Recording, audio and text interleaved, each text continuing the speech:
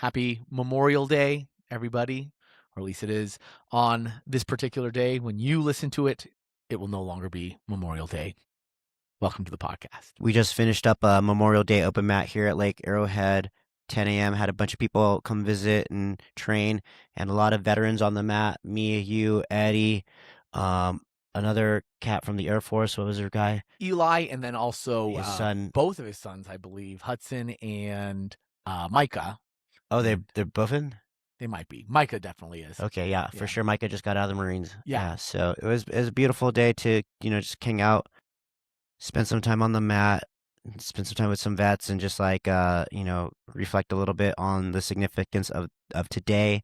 And me and Joey talking about like, okay, what's the topic for today? And it's like, oh, like Memorial Day, like, we were both veterans, both spent time in the Marine Corps, and like just like the similar, like, okay, why does Jiu-Jitsu appeal to veterans? Like, well, where is that, like, what's that all about? And one thing that I have to say is that, like, the military is a big, like, hierarchy, and you got to know where you are in the circle. Right? You got to know what you're doing. And, like, as a E1 or a private, like, you don't know anything. Yeah. As a white belt, you don't know nothing. Sure. Right?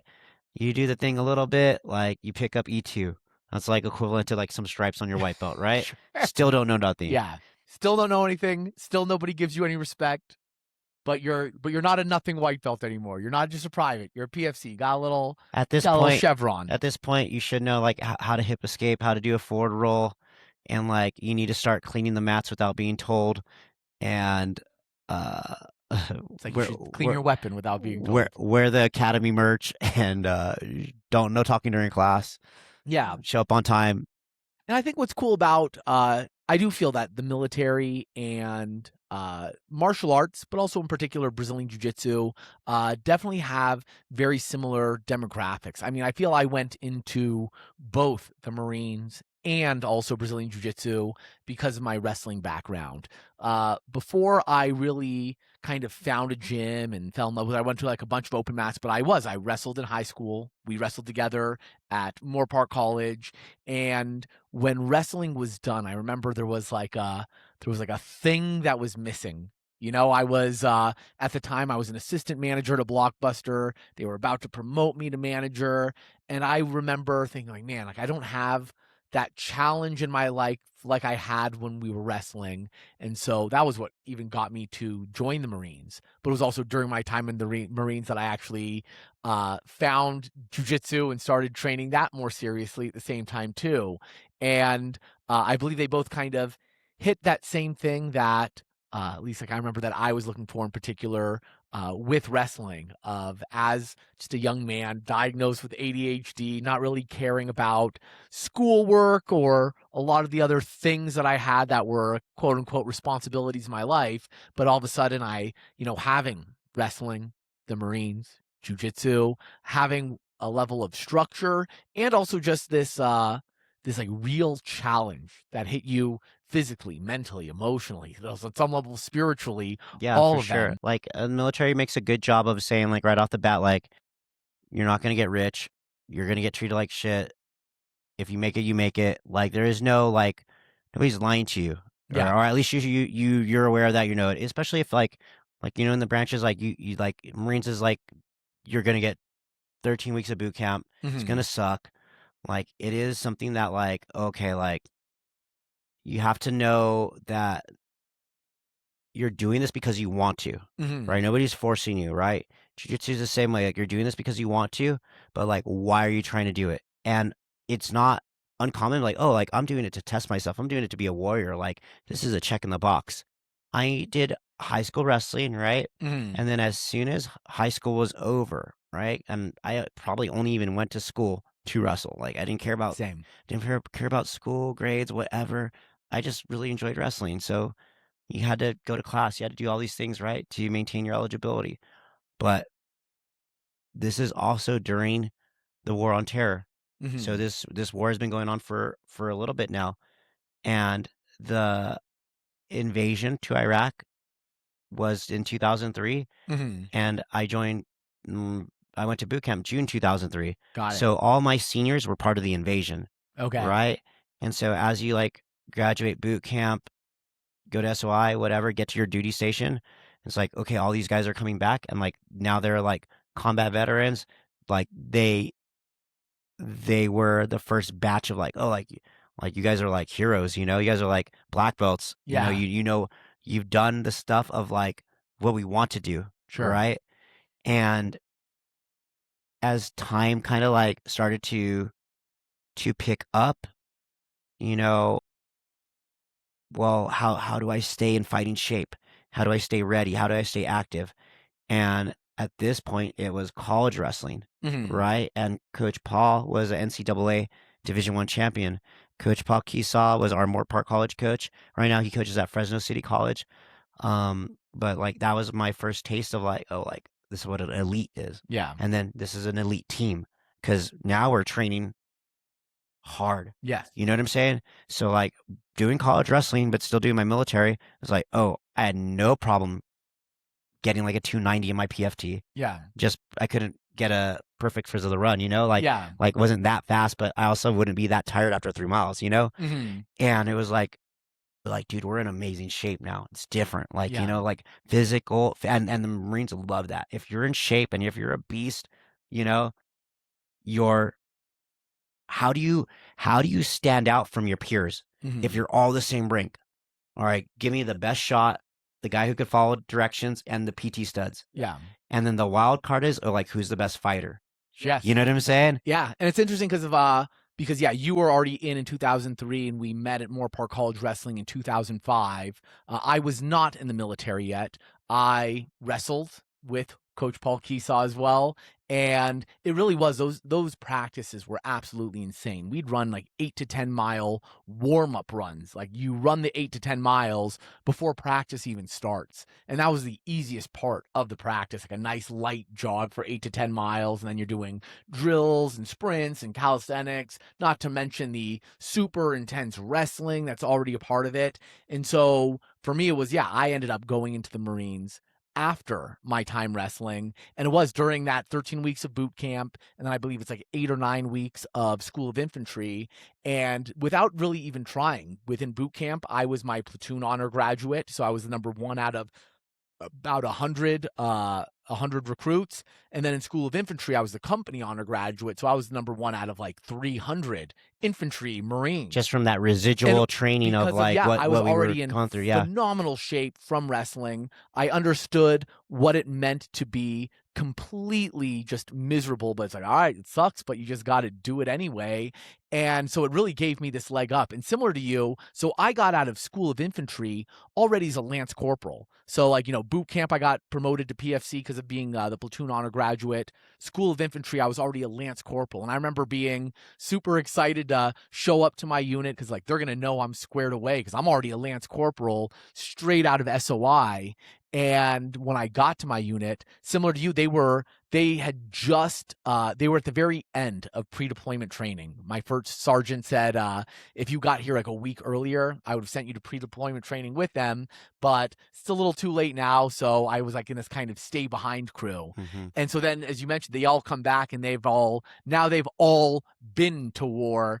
And now I'm just a Lance Corporal. It's not even just like, oh, Lance Corporal straight out of the SOI, just a Lance Corporal who had not deployed. So immediately I'm just, bottom of the food chain. Yeah, for Complete sure. You boot. you have less time and grade and Yeah. less proven responsibility than these guys that just deployed. And they literally now are just coming back from Iraq, and I'm just like some guy who's there. Mm. And so for a long time, it was like I was in this position of like, hey, Boot, you got to do all the things because of even the Lance Corporals here, they all went to Iraq. Like, you're the bottom. During this little bit of time, Joey's in the Marines. We're both in the Marine Corps, and we're both under the same like umbrella unit. And I remember like we were both in Camp Pendleton at the same time, and I was a corporal and I went to go like pick Yes. you up or sign you out for a libo or something like that, right? And because you were Yes. still in student status, and I went to like as his parent, like, oh, like I'm in charge of this guy. And I remember like the other Marine NCOs who were like, I was signing them, they're like, oh, you know this guy? I was like, yeah, like blah blah blah, and they're like, oh, okay, like whatever, Yeah. right? But I mean, Yeah. we hung out for like a couple hours or a day or two, whatever, right? It was Yeah. like right there. We hung out. It was cool. Because we also were like in a weird spot because when you're doing like pre-deployment training, all this stuff, it's like, yeah, you have your cars with you and stuff, but like you really can't leave either. Hmm. Like it's more of like you don't really leave the base anymore. You kind of stay a little bit tighter, but like, yeah, you have the Saturday or Sunday off, whatever. Yeah. You could get pizza or something. But I also remember that because of, yeah, I was complete bottom of the food chain.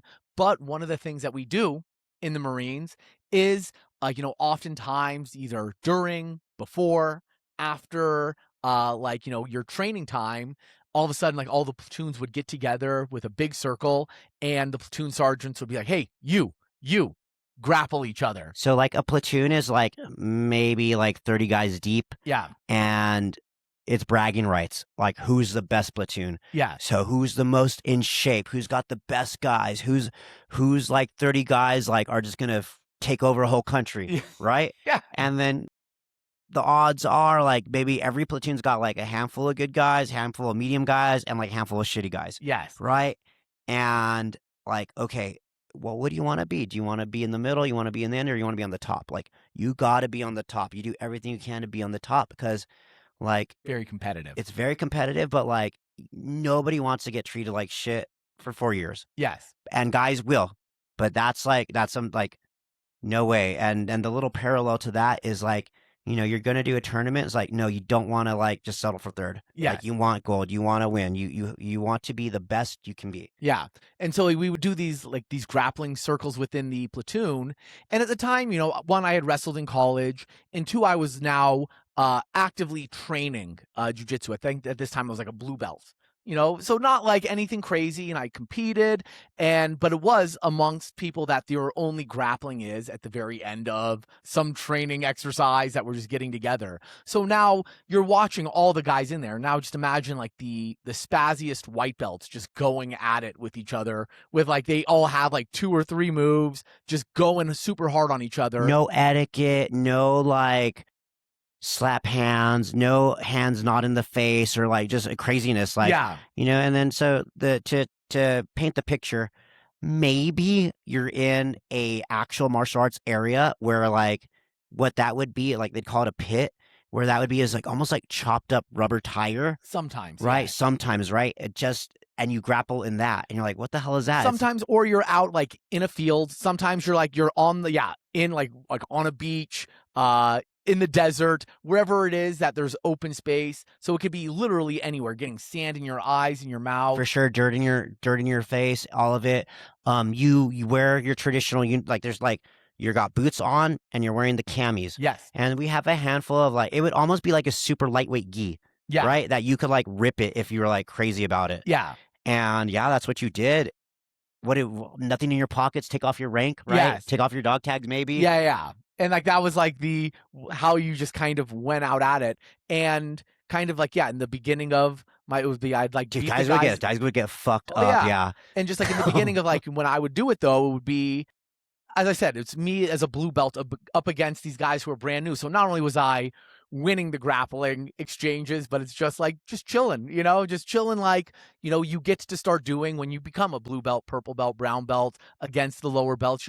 You're not fighting for your life, you're just chilling.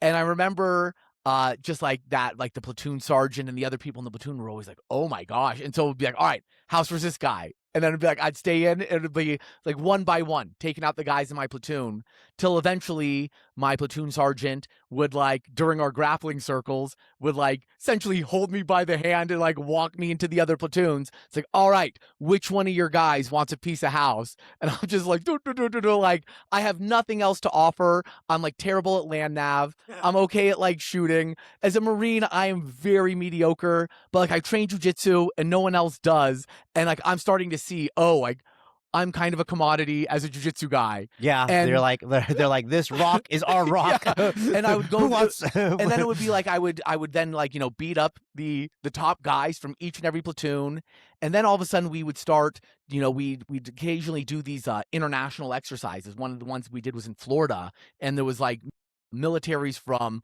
Canada and like different places in South America and Mexico and Brazil. So then like on this training thing, all of a sudden my platoon sergeant's taking me to the other countries. And they're like, all right, who's Canada's toughest guy? Oh. And it's like I'd fuck up like the Canadian beast. And like they had like, it was like a huge guy that played football, but once again didn't do jiu-jitsu.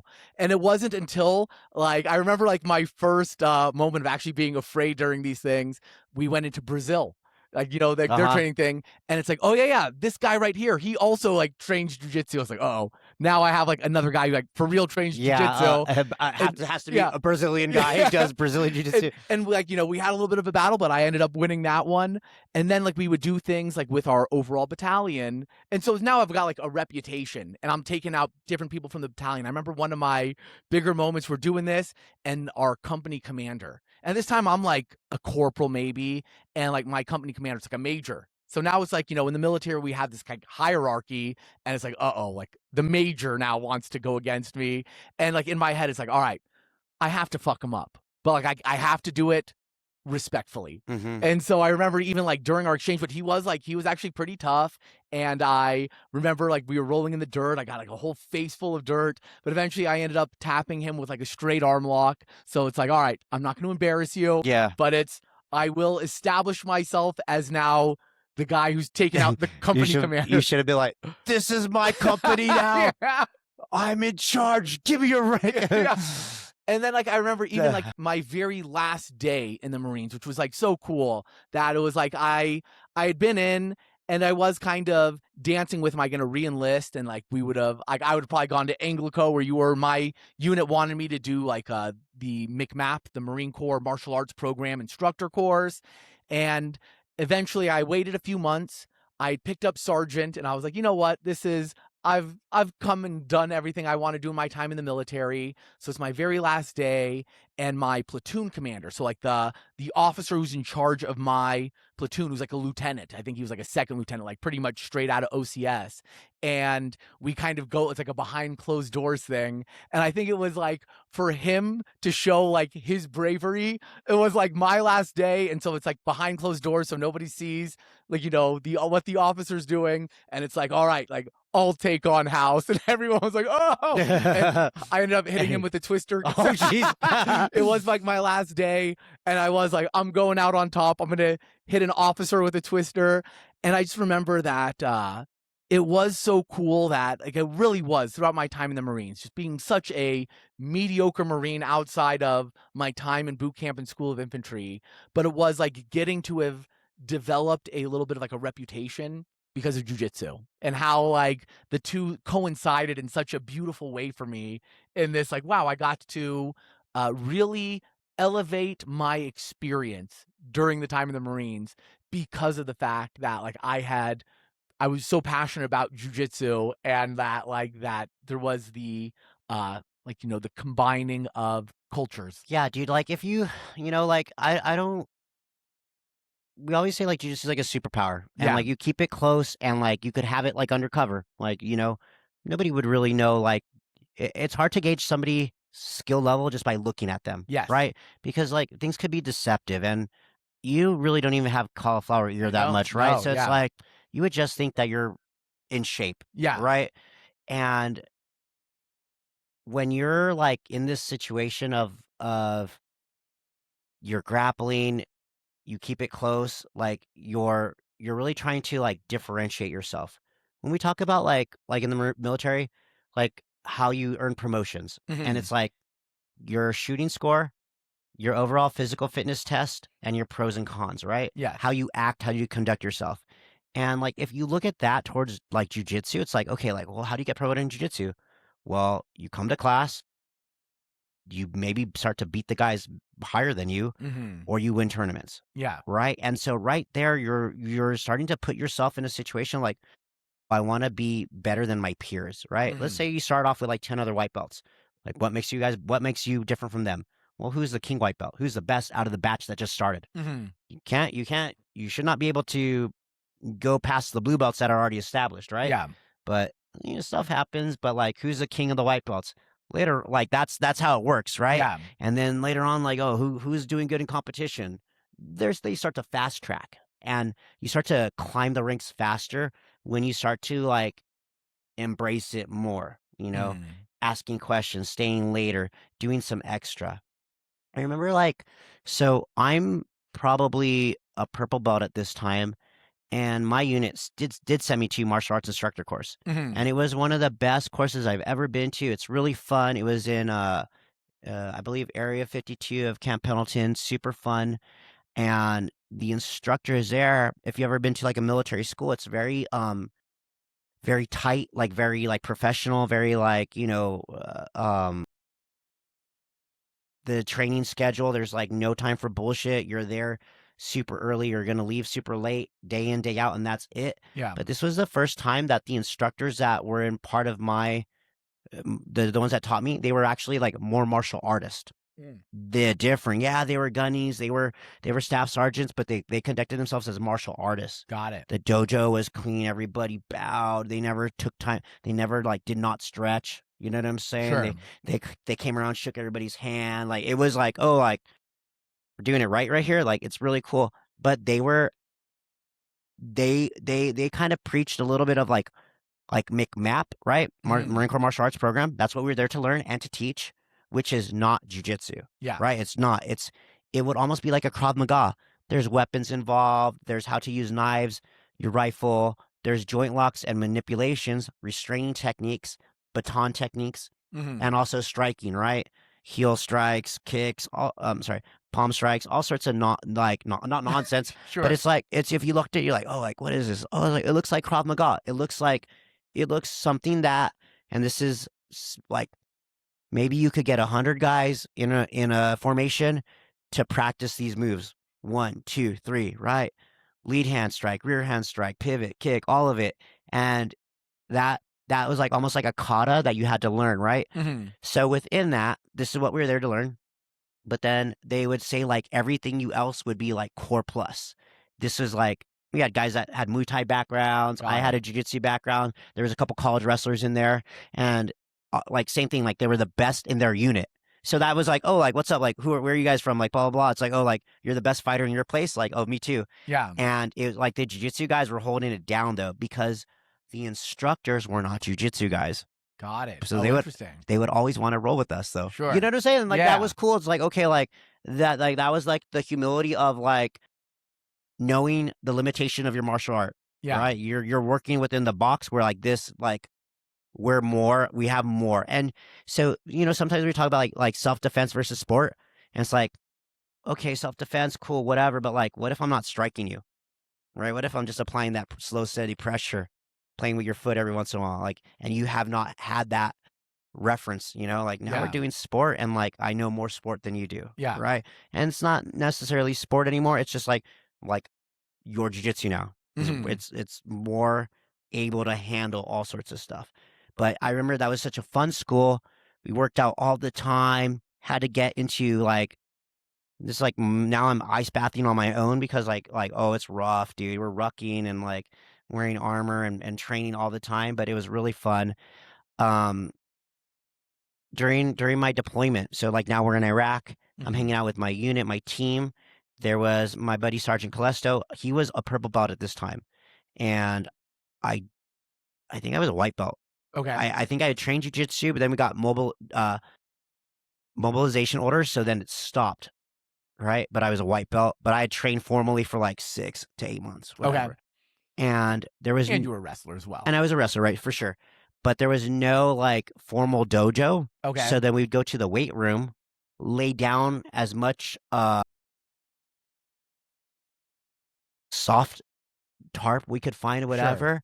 And like sure enough, there'd be like 10, 12 guys that want to roll. Yeah. You know what I'm saying? And like, oh, like that's pretty cool. Like, out of nowhere, go to a random weight room that's like has nothing, and like, yeah, guys are gonna want to do jujitsu. They're gonna want to roll, and it was really fun. Yeah. I know like later on in my career in the military, like it got like to the point of like, oh, like what do I want to do more? Do I want to stay in or do I want to do, pursue martial arts, pursue jujitsu? Mhm. And I was doing both for such a long time until like it got hard to ask for weekends off when it's a drill weekend Sure, because yeah. that's a no, right? The military doesn't care what IBJJF world is around the corner. You have to Yeah. report this day to this day, Yeah. right? And like could submit it, ask for it off, but the person's gonna look at it and be like, "Get the shit out of here! Like you're Yeah. not going nowhere." So you trade a little bit of your freedom for like the ability to be part of like the gun club. Yeah. You got to report. It is what it is. But I know I think I left the Marine Corps. I was a staff sergeant and then equivalent, like I was a purple belt, like close to my brown, Mhm. and then I think we went all in on the jujitsu club on the house. And throughout the years, how many military homies have we had stop by? Oh, like a ton, yeah. Anthony Yoga Lockdown. Who else? Different branches. Gosh, I know it's a spur of the moment question, Yeah. but like we've had At my the homie yeah. Court was in the Coast Guard. Um, Even, can't like remember Captain Colin, the yeah, yeah, homie. Yeah, over at John Jockson. I yeah. also like even here, it's just also interesting that a good amount of our instructors are all former military. We had Coach Nixon, who helped with our wrestling, was in the Army. Coach Eddie, who we've been hanging out with today, was also in the Army. We have Coach Genesis, who's also in the Army, who's a 10 Planet Brown Belt. And I do think that there is, uh, as I said, there's that place where things intersect, where it's like if you were a wrestler or you were in the military and you're not doing jujitsu, those are usually the people that I'm very quick to be like, oh, dude, like you don't get it. You need to be doing jujitsu. You loved being in the military. You loved your time wrestling. You're not training jujitsu. Like you're going to. It's like you get to reconnect to some of those same things, but also in a way that's a little bit more casual. The military does have a way of sucking out the fun out of things that are like Everything. normally things that are normally fun. Camping is awesome. The Marines, you camp all the time. It's not so awesome. Like that we are just like we love jujitsu and that there was tons of time for jujitsu, but at the same time, like you're getting yelled at. It's like 200 degrees outside. Even today, like right before the podcast, we went on this beautiful nature hike, right? And like we saw this beautiful waterfall. We're chilling, got in the water, but like Eddie was walking around with his shirt off. You could never do that on like a fucking Yeah, ruck, but yeah, why not? yeah, Who yeah. gives a shit? Like there's it would have been so much better, Yes. right? Like whatever, take your That's shit off, like that's have another fun. thing. You go on hikes all the time in the Yeah. Marines. Never fun. You shoot guns all the time and blow things up. That's sometimes fun, but it's like And you they got to less clean fun. for you got to wake up at 2 a.m. to stand in line for 2 hours to pull out your weapon, and Yeah. then you got to clean it for a whole 8 hours before you turn it back in for some d-bag to be like, actually, it's not clean. Here you go. Yeah. So it's like all those things that isn't the, but like also at the same time, like I remember hearing a quote once of like Marines are the happiest when they're all together talking about former times when they were all miserable. And it is like there's something to, and same thing with jujitsu, like right, yeah, a lot of times you're talking about how hard a practice was, how strong that one guy was who squeezed the shit out of you. Like these are the things that we talk about, but in the moment there's a level of like they are miserable, but there's also like there's a part of your brain that recognizes it's miserable, recognizes that there's like a part of you that wants to give up, but also like there's the other part that, and this is where it's almost like spiritual, where it's like there's the part that goes like, no, no, no, like let's embrace how much this sucks. Let's like actually find a way to enjoy it. I've had like several experiences like on like just talking about like marching, right? On a long march, a long ruck, like a long hike where, man, maybe it's like 8, 10, 12, 14, 15 miles in and you're hurting. It's not like fun. Also, like the packs you're wearing are anywhere from like 50 to 100 pounds, E- depending on the gear that e- you're Everything carrying. is uncomfortable, but you got to keep moving. It's like often like 90 to 100 degrees if you're like in Camp Pendleton or 29 Palms. So yeah, you're just like the uncomfortable sweaty. So like you're in level 10 misery, but you keep moving, and then like you'll start to have like these like not out of body experiences, but like okay, like let me get that breath going, Yeah. right? Let me get that breath going. And you're just like, oh shoot, like my body's moving on its own. Yeah. I'm just powering my lungs right now. and like you just get into this like weird little trance. You're like, oh, I could go forever I can right go here, forever. Yeah. right? And then you're like, oh, you look around like, oh, like we're all moving together like this. We're in this crazy like hallucinogenic like forward like boom Yeah. boom boom like we're like You notice like the pain and discomfort your body's in, but it's like it's distant. yeah, it's You're not, you don't feel it. You're just in your lungs, you're in your breath, and it's like so it's like, oh, I'm in side control right now. Like yeah. this guy's smashing me, like doesn't matter. Not gonna extend my arm, breathe, like boom, make a little frame right here, like, and because jiu-jitsu could be like a weird time of like time could go so fast when you're in position, and it could last forever when you're in Yeah. bad position, right? And you could tend to slow it down sometimes too to maybe not make things worse, right? But you'll have those like almost out of body experiences on the mat of like, oh, I'm just my lungs right now. Like, doesn't matter. Calm down, Yeah. breathe.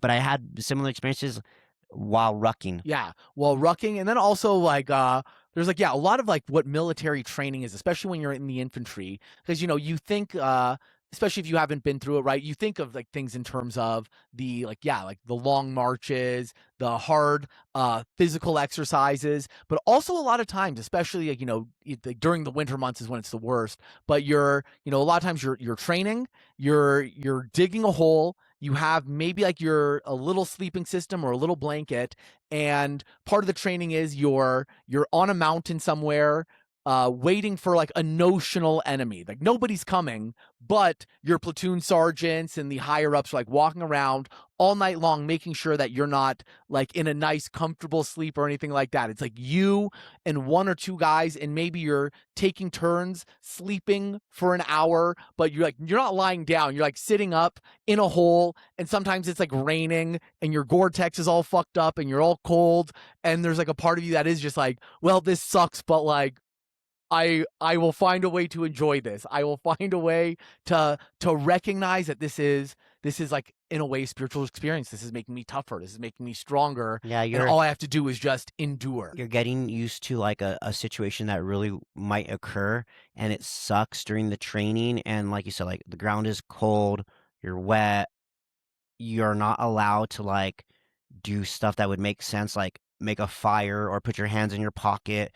And like if there's a two-man situation, like yeah, one man is resting, and you'll be like, fuck this guy. Like, like this guy's sleeping right now. But like then it's when it's your turn, you're good, you know?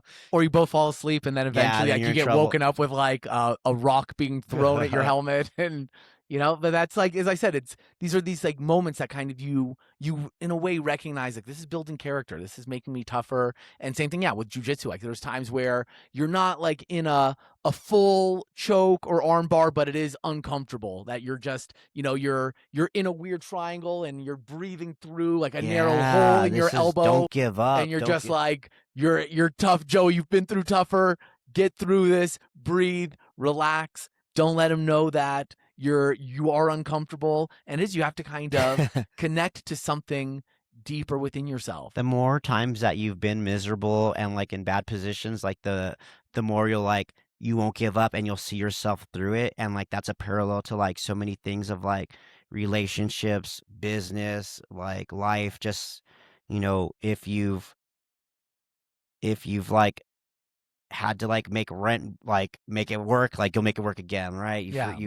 You find ways of like, oh shoot, like last time this happened, like I didn't have my Gore-Tex, like I'm having it right now. You know what I'm saying? Like last time we went to the field, I got chewed out because I didn't bring my e-tool because we never use it, and it's like 5 pounds that I didn't need in my pack, but lo and behold, I was the only one without it. So like, you know what I'm saying? Like shit like this happens. E-tool is a shovel, by the way. I don't want to bring up a sensitive topic, but Joey one time lost his weapon in the field. If you don't mind elaborate on this situation. Yes. First off, I didn't lose it. So it was not stolen. It wasn't stolen either. And so I get it. This was we were doing a training exercise out in 29 Palms, and while I don't advocate smoking cigarettes, there was like sometimes during the Marines it was like you would find any little thing you can find joy in. This is why a lot of people will dip or smoke cigarettes, because if it's like it's an excuse to kind of get away and just like enjoy like the smallest of dopamine hits while the rest of your day is absolutely miserable. And so I remember one particular training exercise. I was hanging out in the smoke pit and I was just exhausted, and I left the smoke pit. I went to our little area where we had like a small amount of downtime. Like, I'm going to take a nap during this. And I take a nap.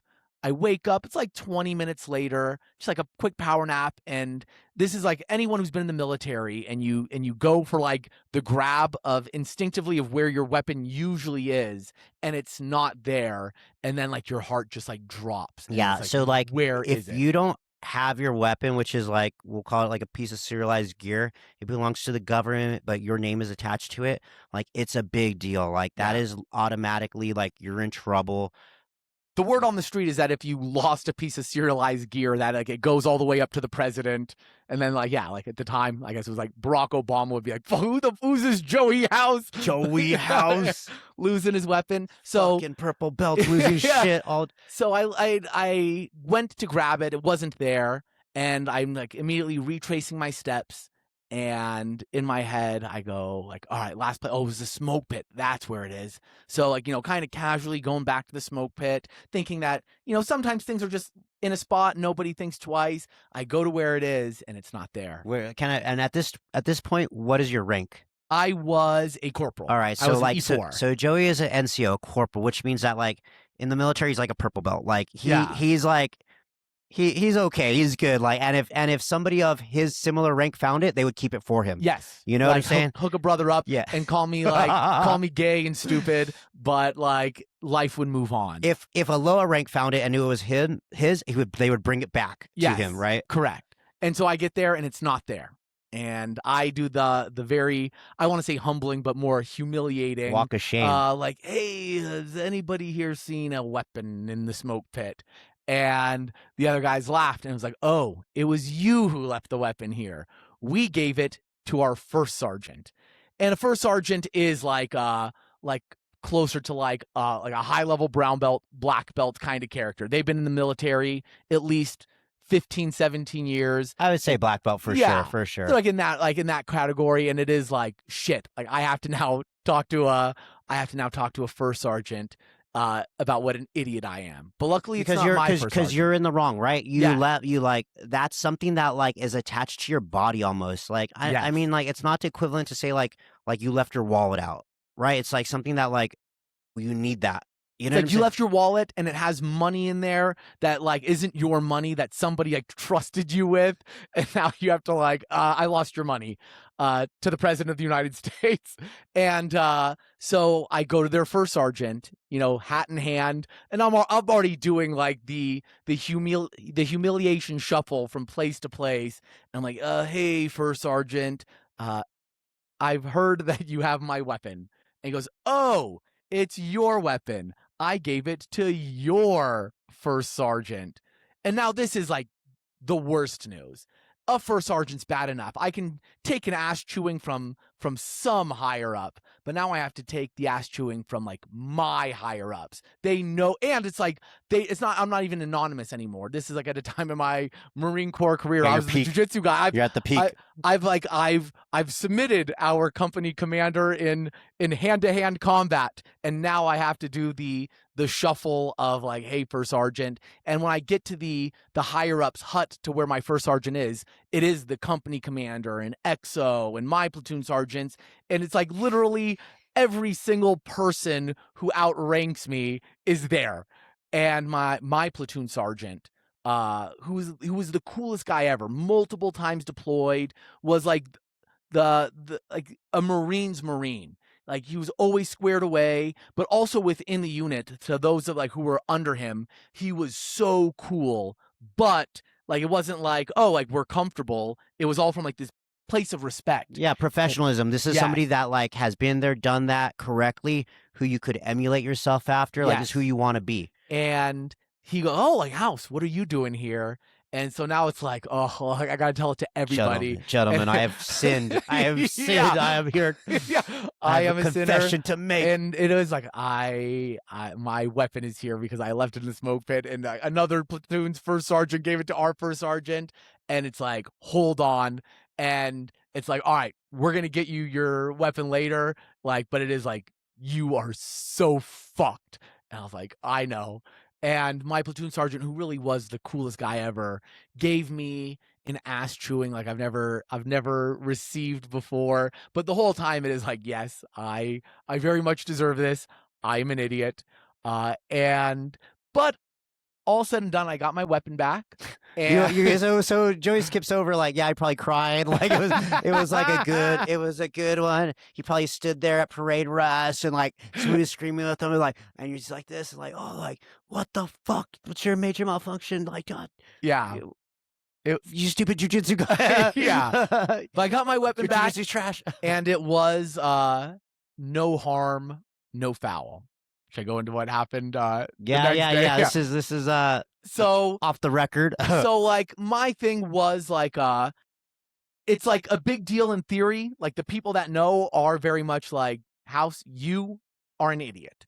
But it's like, I'm walking with my tail between my legs for like the next day or so. But really, no, I'm not like losing rank. I'm not in any kind of gigantic trouble. Just my chew out and like the fact that everyone knows that I'm an idiot. And then later, as like a day or two later, our company gunnery sergeant gathered the entire company together. And in this very kind of nice, jovial, quiet kind of way, hey, gentlemen, like, let's keep this under wraps. But has anybody seen a lost weapon? And we come to find out it's our company XO. It's the number 2 in the company. And like me, I left it. And eventually it was like all in the inner circle's hands, and it got back to me. Now it's like the number 2 in the entire company, and it's like it's lost. It's lost. Like we're all online. They got like, 1 to 200 Marines all literally lined up closer than me and Eric are like lined up together in a straight line in a big open field, walking one foot in front of the other with our heads down. Where is this? This is in 29 Palms. Okay, so like you're in like a desert almost. There's nothing there. Yes. Like you could see that there's nothing there. Yes. And it's like, oh yeah. And it was like, and so the whole base had gotten shut down. And it's actually one of the unfortunate things that actually ties into MMA and Jiu Jitsu. Our good friend Richie Boogeyman Martinez was actually in 29 Palms for an MMA fight. Yeah, so like something like that goes missing. The base shuts down because it can't be like a situation where like somebody took a weapon outside the base, correct? Right? Because that's like it's not a machine gun, but it's like, okay, like that could happen, right? Yes. And like, okay, bad things could happen. Like somebody just randomly takes a rocket outside a base, right? Sure. You know what I'm saying? Yeah, so yeah. Like, oh shit, like stop everything. This is like a thing that the government is concerned about. There are powers that be that would do somebody stuff could like definitely this. gonna like get in trouble, go to jail, loss of rank, something to that effect. But Boogie was actually fighting on 29 Palms in it. We were supposed to have Libo, and I had talked to Richie beforehand. He's like, dude, like, come to the fight, like whatever camis you're wearing, like, come to the ring with me. And like it was like planned. I was like already like, dang, this weekend I'm gonna see Richie. I'm gonna go out to the ring with him during his MMA fight. But then they had shut us down like that. I think the overall base was still fine, but it was like our little training area. Where are you, Mojave Viper, or you I believe so. Yes. Okay. Yeah. Yeah. And it was so that's like a small little camp of like really not a couple things like a chow hall. Yes. No shops or anything. Correct. Yes. Just huts. Yes. And like a shower, bathroom, whatever. 100%. Yep. That was all that was there. There's nothing there. Yes. And then we are on lockdown. There's no outside liberty taking place anymore. The company XO Camp Wilson, I believe, has lost his weapon. And it was funny because like, as it happened, like everyone was just immediately on me. Like, Hauss, we know you took his weapon to replace yours. Yeah, which is not, President Trump. That's not true. That's not what happened. That he just lost his. Mine was found. His was lost. And so it was this like small infraction that would have made me like the center of attention in a bad way, and it completely disappeared because someone higher up than me lost their weapon. It is like a situation where like you messed up, but when somebody messes up, higher than you, like same, Yes. like We're all in trouble. Yeah. but the blame is off you now, Yes. right? Like you're good, like you're Yeah. you could go back to living a normal life. You know what I'm Yeah. saying? Like you just killed one person. This guy killed like a busload of people. Like you're good, Yeah. you're good. Yeah. Yeah. Like my whole thing was very quickly forgotten about. And it was like, And you're right there shaking your head at this guy too. How could you throwing a stone? shameful. But yeah, that happened, and those are like things in like the military that happen. Like it is like there is a part of your serialized gear that it is like you don't want even lost, even if it's like I know it's not lost, but if I need 2 people, 3 people, like you get your inner circle to help Yeah, quickly, guys, and bring it in. We need to talk. I lost my shit. Please go ask around. Go yes, look for me. Like somebody, please try to find it. You know, yeah, that's how it works. But like when you exhaust that resource, you gotta go. Like, all right, I gotta fess yes. up. Right, like Oh, and it's the worst. It's the when the higher ups know that you lost something, and somehow that it correlates to jujitsu. It's like when you forget your belts or something yeah, like that. don't leave your belt. Don't leave your water bottles here. Don't leave like you know. My gym collects so much nonsense that like, I'm not gonna know it's your water bottle. Like it's gonna stay there. Freaking bring your sandals home, all of you guys that just leave their shit behind. Like I'm gonna start throwing away everything. Like I don't care if it's like really yours or not, but it's just a lot. Um, dude, I have that was I assume that's like one of your most embarrassing Oh yeah, Marine yeah. stories. That Yeah. and it was like at the very end of but that was like absolutely uh the biggest negative I experienced in the Marines, my own Joey, I stupidity. my stupid ass like I was at a squad leaders course and we were doing this movement, this night operation for like a simulated attack, right? And it was Mhm. legit. Like this was in Camp Geiger, North Carolina, infantry squad leaders course, and they have this beautiful mountain town, right? And it's like a school, a church. Like it's not like the one at Camp Pendleton where it's like concrete buildings. Got it. It's like a real looking You town. want to explain what mount is for those Mount is like urban combat, like fighting like house to house, room to room, not open area, not mountainous, like or not water either. It's like what it would be like to fight in a city, Mhm. right? So simulated. So we have all our kit with us, right? And it's like we're wearing the our helmets, but also the mask for the with the NVGs or no, Joey, these are like almost the paintball mask. got it. Okay. Because we have the M16s, but with some attachment that shot like a 9 mil The paintballs, right? paintball, right? Yes. And so it's more of like you're rocking a paintball gun now, but it still is going to shoot out hard. Yeah. But you're having these MVGs, so, not MVGs, right? But the The fucking face mask. mask, right? So then, Joey, maybe we were wearing MVGs as well. So here's the story, right? So we're on a patrol to the thing, wearing the face mask, wearing glasses, and wearing MVGs. My shit fogs up on the inside, right? And I can't see.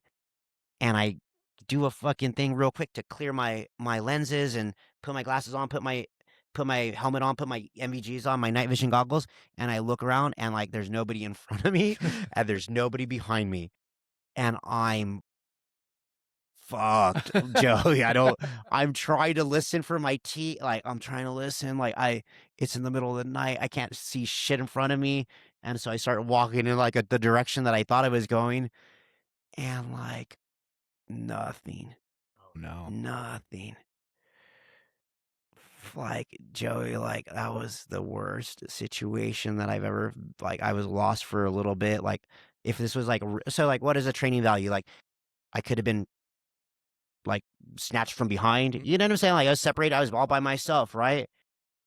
Well, I also had a job to do within the attack. I'm Mhm. not there. You know what I'm saying? Like, yeah, Joey. So like the attack's not commencing because we're missing a guy. It's me, Yeah. right? So they at a certain time they fucking it's a whole night evolution. They turn on all the lights. Element of surprise is done. The training's done. Like, where is this guy, right? And like a PA, a loudspeaker comes on telling me to come towards the speaker, right? And dude, same thing. I wanted to die. I was on like fire watch for the next week of my life. I didn't sleep for a whole week, dude. It was the worst that I ever had it. And that was like a training like situation of like fuck, I never want to experience that again. Like, Yeah. and then even like when we're walking like in the hike, like can't stay in front of me, like I'll never not like look back and like make sure that I'm right where I need to be. Yeah. But those things, like, those are such painful lessons, right? Yes. I'll take getting armbarred any day. I'll take getting tapped any day. But something like that is like a real like like when the world stops just to punish you for something that you deserve it for, right? Like, you know, you messed up. There is no wiggle room. You cannot even apologize. Like, I can't say sorry and it's gonna go away. Yeah. Nah, you're gonna feel it for a while until everybody's done fucking with you, you know? Yeah. I actually, like, now that you mentioned that, I have actually one more that wasn't as like humiliating as losing my weapon, but it was also like a lesson in how yeah, my time wrestling and doing jujitsu and just like that toughness that it instilled, but also mixed with my own stupidity. And it's like anybody that knows me, no, I'm like the worst with just like directions in general. I'll live in an area for like 10 years and not know how to get to a place across the street without using GPS.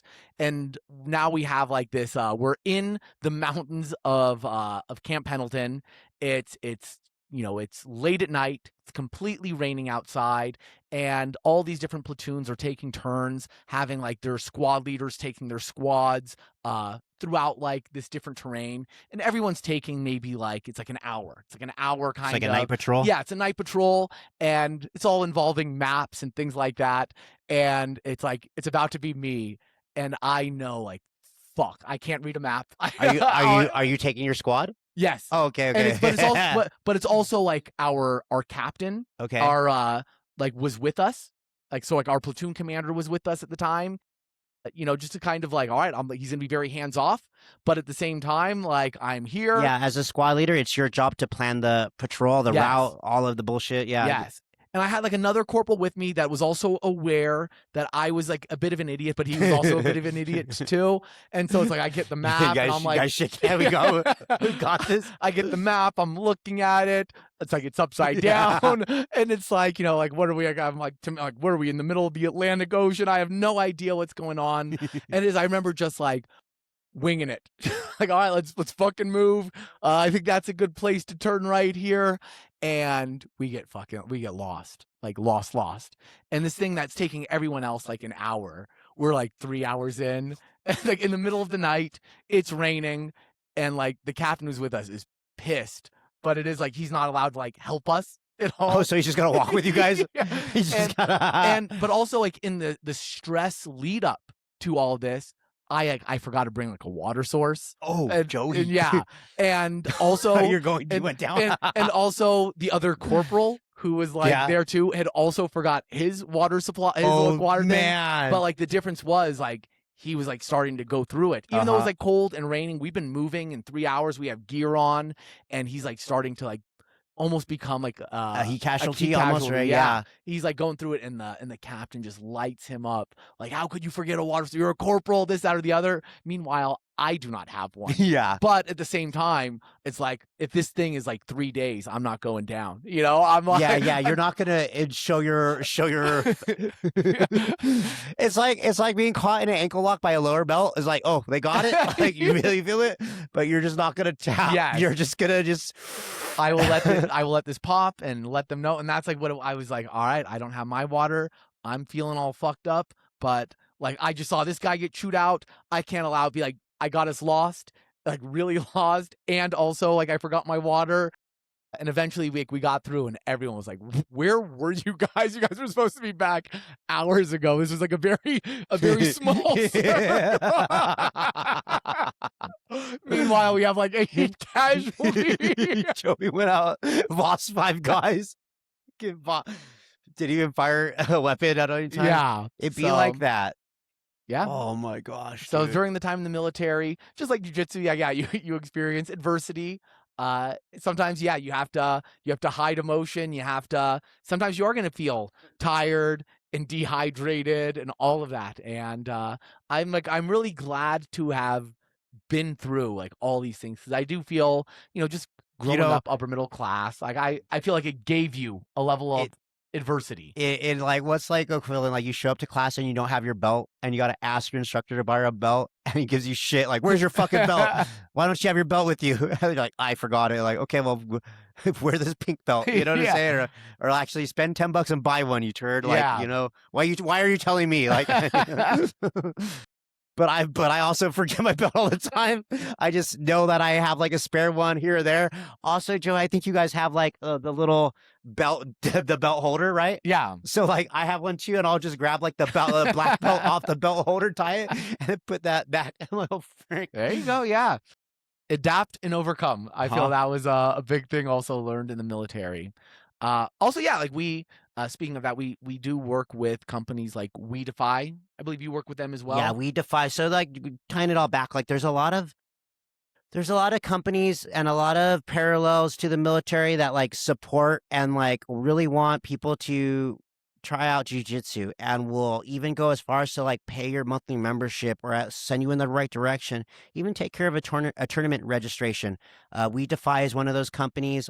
Shout out to them. Um, I was very lucky enough to even teach some seminars through Veterans Foundation. It was so pretty. We went to a place called Twain Hart in the middle of the forest. I taught a jiu-jitsu camp there for a couple days. Um, there's so many opportunities, and there's a lot of veterans taking care of veterans, and that's something that like not everybody has the best time in the military, and there's so many crazy situations, and war is a horrible thing, and some people might have had different experiences and maybe really need some help putting themselves back together. Therapy is one thing, medication is one thing, but physical exertion with like your homies and like hanging out in the circle of friends is like the thing that was really good for me and for a lot of other people. Yeah. And it's just, we're very lucky to be here today and, enjoy and just kind of like hang out and stuff like that. But we both have people that are no longer with us for whatever reasons. And, it is Memorial Day and just thought we'd talk about some stuff today, mm, you know, keep it a little bit lighthearted, but somewhat of a Yeah. serious tone as well. Yeah, because I do feel that man, being in the military, I do feel there was so many positive aspects of it, lessons learned, how to overcome adversity, how to adapt in difficult situations, and also like there were parts of it that were challenging and not fun as well. And I also do think there was things that within the military as far as like from the culture that were maybe like unhealthy that like so much of it is like grind grind grind and everyone's drinking like monsters all the time and they're smoking and they're getting drunk a lot. And I feel just one blessed that, jujitsu was already a part of my life after the Marines, or during the Marines, and then also having it after as well. But also for like so many people in the military, how I've seen it just be such a positive outlook for your time after because it is like it's a similar enough transition in the challenging aspects of it, but also I do feel like the culture around it is very positive. People tend to eat clean. People tend not to drink a lot, and that it's like it's a very different culture while still hitting a lot of the same things. And I feel for just veterans to be able to transition into it. One for myself being such a positive thing, but then just like seeing so many veterans after their time in the military having trouble kind of adapting to like almost like the regularness of life. And I do feel this hits like enough things that keep you on such a positive path. And I feel especially the people that served in the military, so many of them like their hearts are always in the right place, but it is kind of hard to stay connected to the good things in this world from a point of view of health and mental health as well. And yeah, I just feel that there are so many similarities, and the fact that we both met, connected, and got to experience a lot of those things together, and like a lot of those shared interesting Yeah, stories. you guys, for those of you who don't know, like Joey, like just copies my life a lot. Like he just follows me around and like, yeah, like if he just kind of follows me, he's gonna do good, I think, right? But it's good that he had a good role model. All right. How you were in for 6 years, 6 years, yeah, a little and more than I 6. was in for 10, and, like, you know, getting out was such a big deal, and, like, I miss it all the time, and, but I love my life now, and it's been something of, like, I get to look back in a positive view, right? In the rearview mirror, we're like, it's positive, but I don't miss standing around all day. I don't miss maybe, uh, having people that are not as accomplished or, have an idea of what's going on in charge of you, you know what I'm saying? And, being a free person is wonderful, like, but, like, and you have to do your time as almost like a slave for a little bit in order to be like a good king.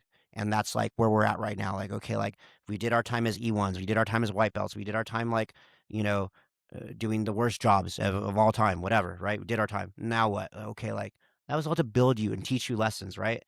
And like the military, I always kind of say like it was like $1 million education in like hard knocks, and if you made it, you made it. Congratulations. And even if you're in a different branch, like we always have like a camaraderie, like real quick, Yeah. like oh, like what, like real quick, you just oh, what branch were you in, and like how to mess with that person, Yeah. and like I have. Why'd you eat another crayon? Yeah. Yeah, yeah, yeah. Oh, like, oh, what? You're in the Navy? Oh, a seaman. Nice to meet you, sir. But it was so cool. And I always tell like all my high school kids, all my college kids, like, so the high school kids, yeah, go for it. Join the military, join the reserves, do your whatever. And then for my college kids, like, yeah, pursue your commissions, like, get that officer title. Like, it's awesome. And if anybody's out there like thinking or on the fence, like, please talk to us. Like, we got a lot of homies that are still in. We'll send you in the right direction. That it? That's Yeah, that's it, yeah. dude. Happy Memorial Day out there. It's not just about barbecues and stuff, but it's about like quiet moments of reflection and gratitude. Yeah. Oh, I love that. And with that, think that's a great way and a great place to end it. So, yeah, happy Memorial Day, everyone, and we'll see you next time. We'll end it like with a little salute. Carry on.